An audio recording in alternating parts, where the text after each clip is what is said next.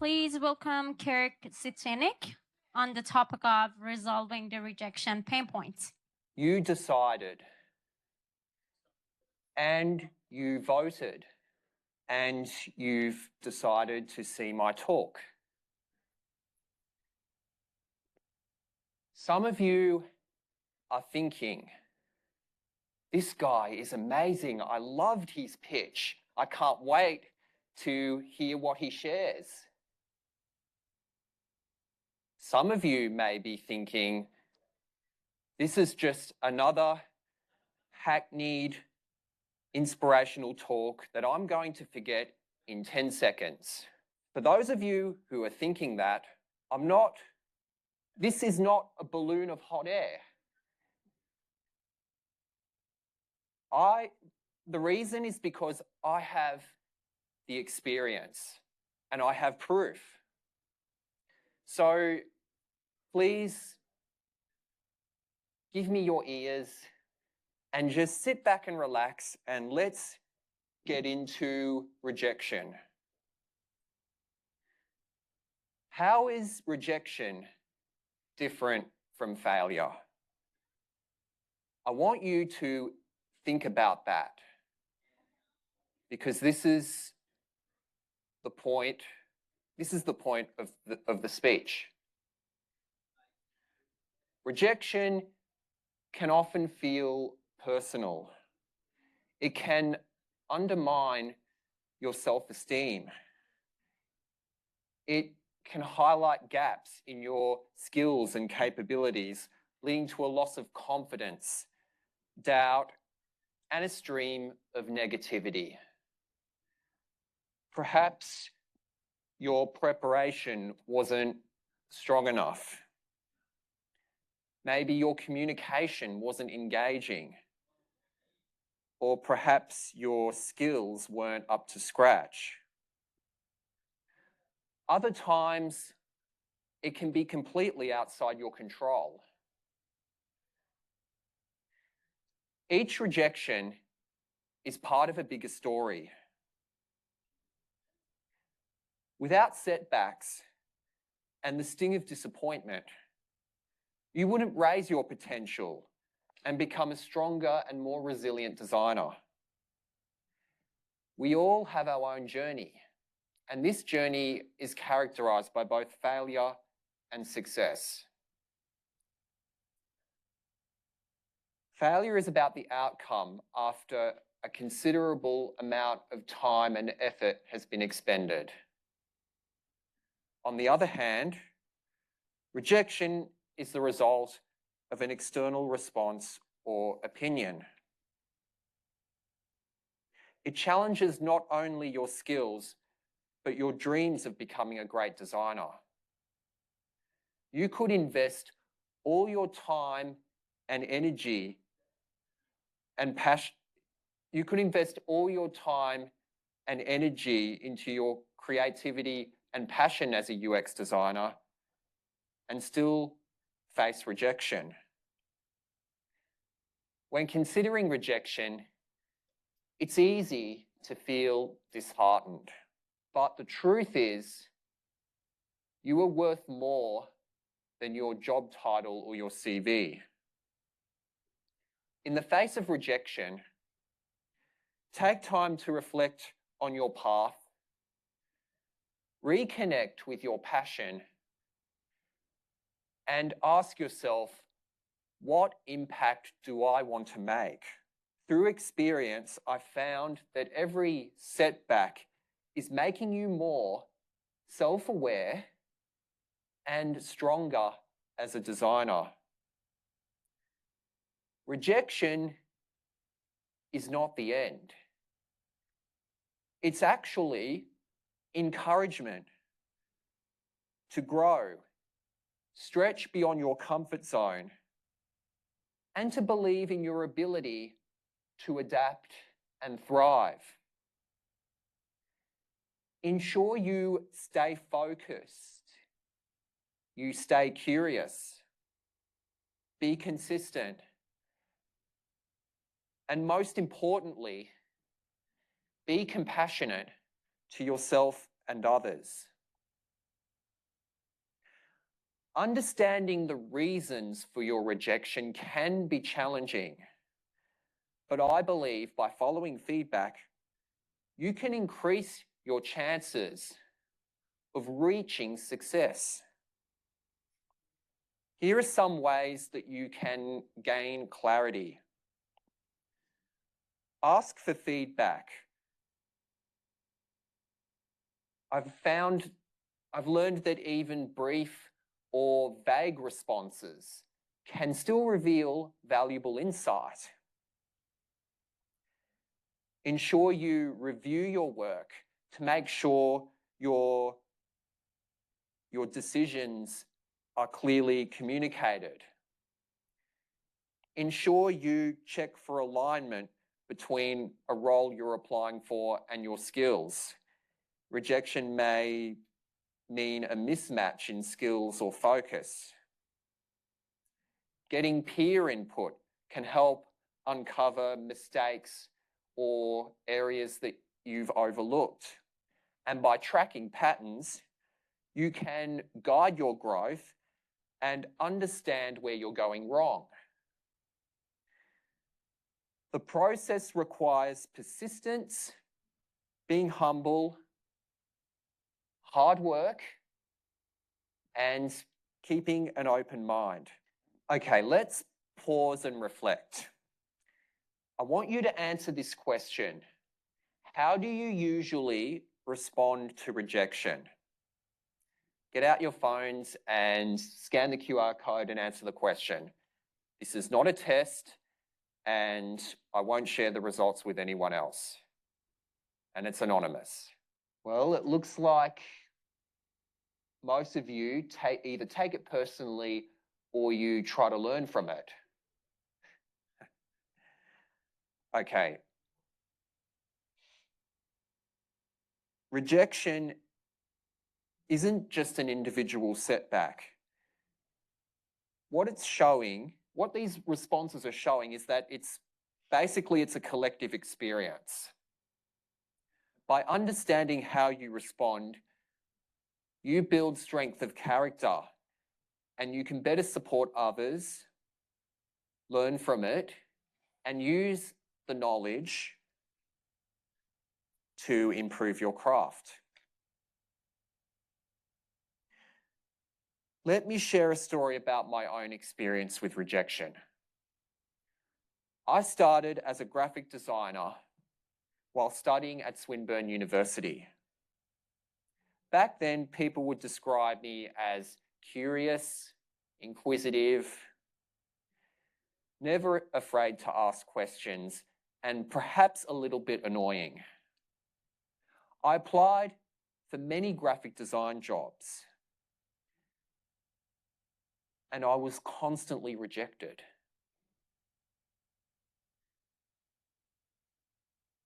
Most of the time, I didn't even make it to the interview stage. And at one point, I felt like I was going nowhere. But once I discovered UX design, it sparked my curiosity. I began attending UX masterclasses and meetups, which I found engaging. Then I redrew my career roadmap. I enrolled in a postgraduate degree in web and UX design, and that led to a permanent role at the ATO, where I've worked for 5 years. But my ambitions didn't stop there, nor did the rejection. When I started applying for more advanced UX roles, I faced rejection again and again. And here's what I've learned. Growing your career can sometimes be even harder than getting your first job. Many of my rejections happened after the interviews, which told me two things. Either I didn't yet have the skills the role required, or I needed to refine the way I presented myself. And that's why one of the most important questions you can ask yourselves is, what is the reason for your rejection? Inherent in that answer is the pathway to growth. Ensure you reevaluate and be adept at making bold and positive changes. Let me share another setback I had in my career and the feedback that I received that helped turn that rejection into progress. I applied for a graduate UX designer position at REA Group, the company that runs realestate.com.au. During the interview stage, I was asked a question. How would you improve the user experience of the realestate.com.au site based on your first impression? I was unsuccessful. I sought feedback from the recruiter, and the recruiter stated that I answered the question through the lens of a visual designer. He told me to study the double diamond framework in depth and upskill in UX design. I knew where I went wrong, and I took action. It highlighted a knowledge gap rather than a lack of potential. And I addressed the knowledge gap through further education, practice, and a consistent routine. I found that even dedicating just an hour a day to improve my skills made a big difference. And it taught me an essential lesson. Rejection is not a verdict on your ability. It's an opportunity to identify gaps, develop further, and persist. Overcoming rejection as a UX designer starts with reframing how you see it. By taking the time to assess your work, it helps you recognize where your design story is strong and where it can be adjusted. Think of it like a mirror. It reflects the underdeveloped parts of the professional. Each rejection can potentially point you towards roles that better match your skills, values, and style. But it's not just about knowing your strengths and weaknesses. You also need to understand the UX job market.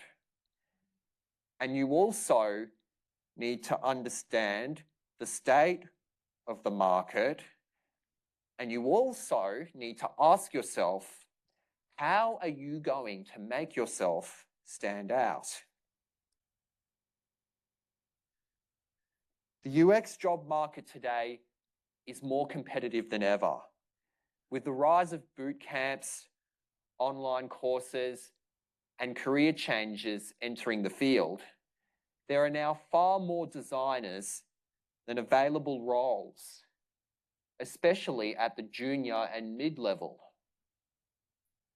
A single entry-level posting can attract hundreds or even thousands of applicants, making it harder to stand out. While demand for UX remains strong in some sectors, the competition means designers need more than just skills. They need clarity, strategy, and ingenuity to navigate the landscape and set the creative world on fire. When it comes to standing out as a UX designer, a diverse set of skills is essential, blending creativity, being competitive, and improving technical know-how. Designers must be proficient in tools like Figma, Sketch, or Axure, and have a solid grasp of design principles such as typography, color theory, and layout. Equally important are UX research skills, including user interviews, surveys, and usability testing, which inform user-centered design decisions. Understanding front-end technologies like HTML, CSS, and JavaScript can also be beneficial for effective collaboration with developers. But it's also important to go beyond aesthetics and show that you deeply understand your users and their needs and the business objectives behind your designs.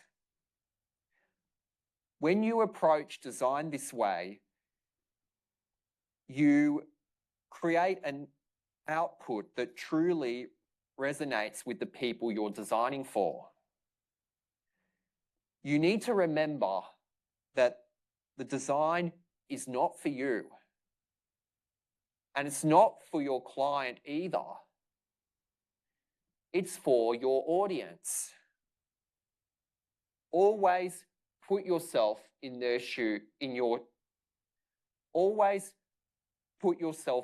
shoes and see the world through their lens. Additionally, strong communication, storytelling, and problem-solving skills help you articulate your ideas clearly and advocate for users across teams, turning good designs into meaningful and enjoyable experiences. There is another factor you need to consider in the conversation about rejection, and it can be summed up in 2 words: AI. Why am I mentioning AI? AI is adding a new layer of complexity, not only to the recruitment process, but also to the way we work as designers. You may even be wondering, will AI replace UX or UI designers? Does anyone want to try and answer the question? Anyone? I think UI is more vulnerable than UX to impact by AI. Okay. Do you want me to elaborate? You can if you like. Or, I'm fine for you to continue. Okay, I'll continue then. My thoughts on that question is AI is transforming the way you work as a designer, but it isn't necessarily going to replace you. It can create wireframes, it can suggest layouts, and it can analyze data and information in seconds. It cannot replicate your empathy, creativity, or your user-centered design thinking. It may feel like AI is making the competition harder, but it's a reminder to remain focused, to focus on what makes you irreplaceable. Your imagination, problem solving, and passion. Those qualities set you apart. If you're using AI as a shortcut, you are missing the opportunity to grow and enhance your skills. But if you're using AI like an assistant,